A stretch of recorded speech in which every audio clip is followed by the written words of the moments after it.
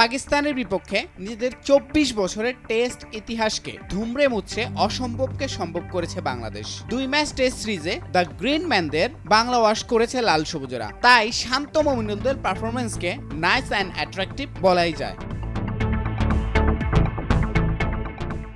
এবার প্রতিপক্ষ ভিন্ন। ভারতের বিপক্ষে ২ যুগ ধরে অধরা জয়ের অপেক্ষায় টাইগাররা। স্বভাবতই প্রশ্ন জেগেছে বিরাট কোহলিদের বিপক্ষেও ইতিহাস গড়া সম্ভব কিনা। তবে এজন্য মেলাতে হবে নানান জটিল সমীকরণ।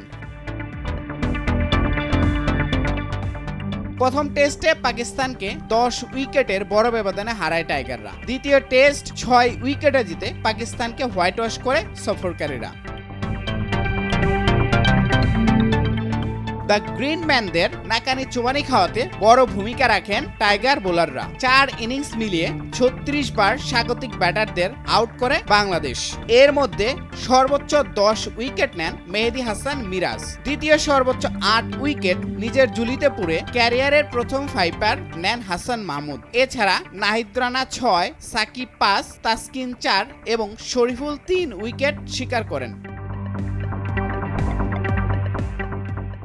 স্পিন ও পেস ইউনিট আলাদা করলে পেসাররা ২১ উইকেট নিয়েছেন, আর মিরাজ সাকিবের ঝুলিতে গেছে ১৫ উইকেট। পাকিস্তানে সাধারণত পেস বান্ধব উইকেটে খেলা হয়ে থাকে, এর মধ্যেও দাপট দেখান সাকিব মিরাজ। অন্যদিকে ভারতে সাধারণত স্পিন উইকেট দেখা যায়। এখন প্রশ্ন হলো, ভারতেও কি দাপট দেখাবেন স্পিনাররা?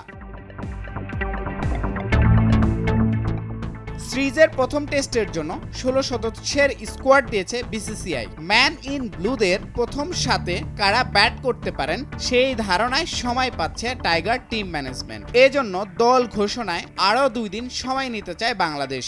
তাই ওই মামা চালায় দেন পথে না হেঁটে গবেষণা নির্ভর কিছুর অপেক্ষায় টাইগার ভক্তরা।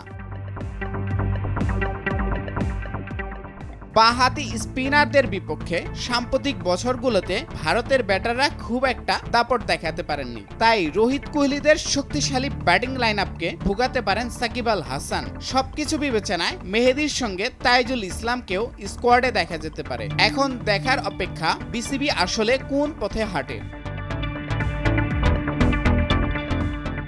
সূচি অনুযায়ী চেন্নাই ১৯ থেকে ২৩ সেপ্টেম্বর হবে প্রথম টেস্ট। এরপর ২৭ সেপ্টেম্বর থেকে ১ অক্টোবর পর্যন্ত কানপুরে সিরিজের দ্বিতীয় শেষ টেস্ট হবে। ২টি ম্যাচই আইসিসি টেস্ট চ্যাম্পিয়নশিপের অংশ।